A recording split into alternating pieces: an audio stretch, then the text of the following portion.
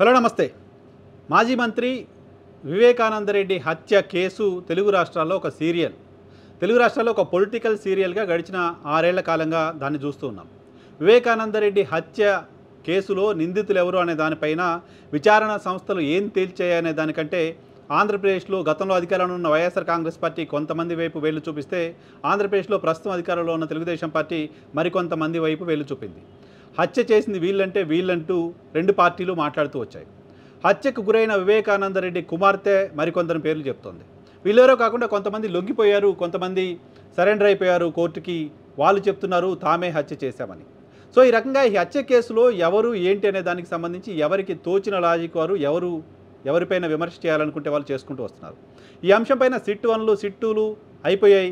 CBI అధికారులు కూడా మారిపోయారు. మొత్తానికి సిబిఐ విచారణ పూర్తి చేసింది.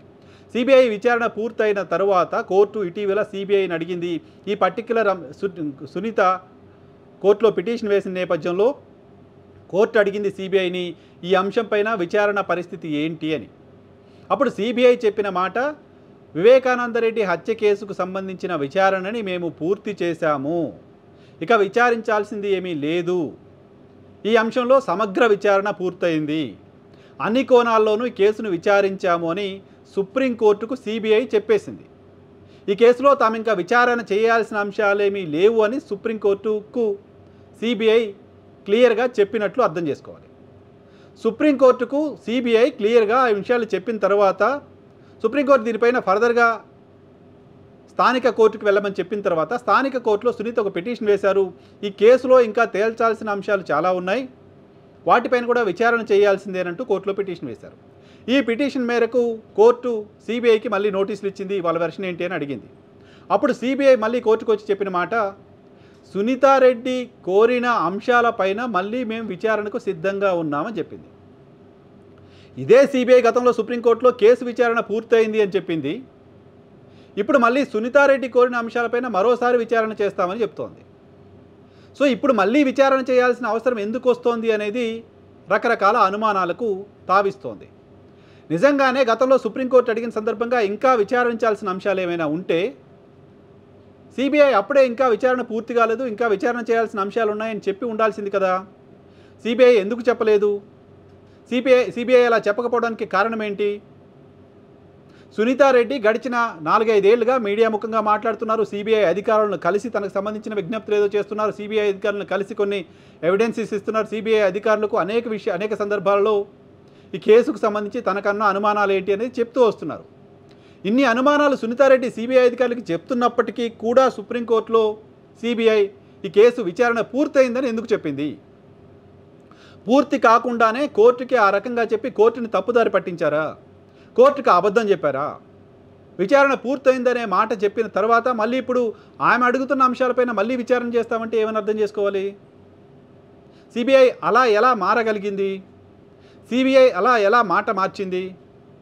సునీతారెడ్డి అడుగుతున్న మాట, రాష్ట్ర ప్రజలు కోరుతున్న మాట, రాష్ట్ర ప్రజలు తెలుసుకోవాలనుకుంటున్న మాట, వివేకానందరెడ్డి హత్య వెనక ఎవరున్నారు అని. సిట్ 1 పనిచేసినా, సిట్ 2 పనిచేసినా, సిబిఐ పనిచేసినా హత్య వెనక ఎవరున్నారో తేల్చటమే పని.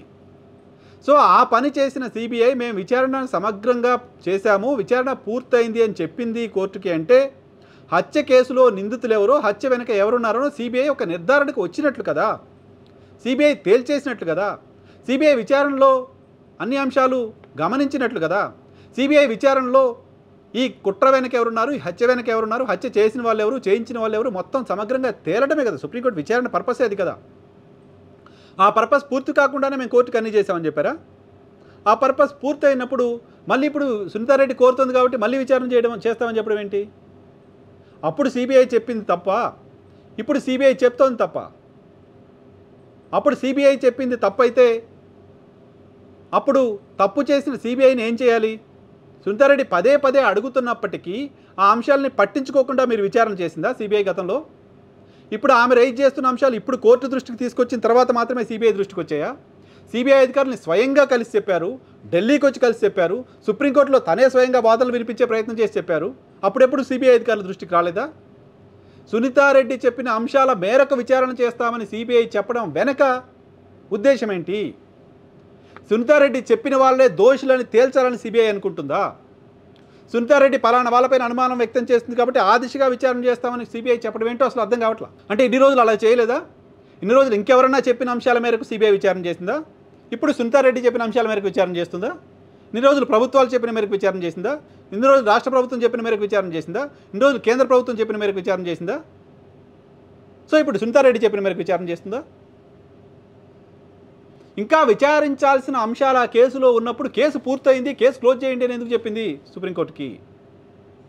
ఇంకా కేసులో తేలాల్సిన అంశాలు ఏదో చాలా ఉన్నప్పుడు ఇంకా మేము తేలుస్తామని ఇప్పుడు అడగడం ఏంటి? ఇక్కడ అనుమానాలు వస్తున్నాయి. ఈ దేశంలో సిబిఐలు ప్రభుత్వాల చేతిలో కీలుబొమ్మలుగా మారిపోయాయి. ప్రభుత్వాల అవసరాల మేరకు సిబిఐ, ఈడీ లాంటి సంస్థలు పనిచేస్తున్నాయి అనే విమర్శలకు బలం చేకూరేలా ఇటువంటి ఇన్వెస్టిగేషన్ ఏజెన్సీస్ పనిచేస్తున్నాయి. సో ఇప్పుడు సిబిఐ ఏం తేల్చబోతోంది? ఇలా కోర్టుకు చెప్పడం వెనక రీజన్ ఏంటి? ఇప్పుడు విచారణ ఎక్కడి నుంచి స్టార్ట్ అవుతుంది ఏంటి? ఖచ్చితంగా ఇంట్రెస్ట్ జనరేట్ చేస్తుంది. వివేకానంద రెడ్డి హత్య కేసుకు సంబంధించిన పొలిటికల్ సీరియల్ ఇంకొన్ని ఎపిసోడ్స్గా సాగడానికి సంబంధించిన ఆస్కారం కనపడుతోంది.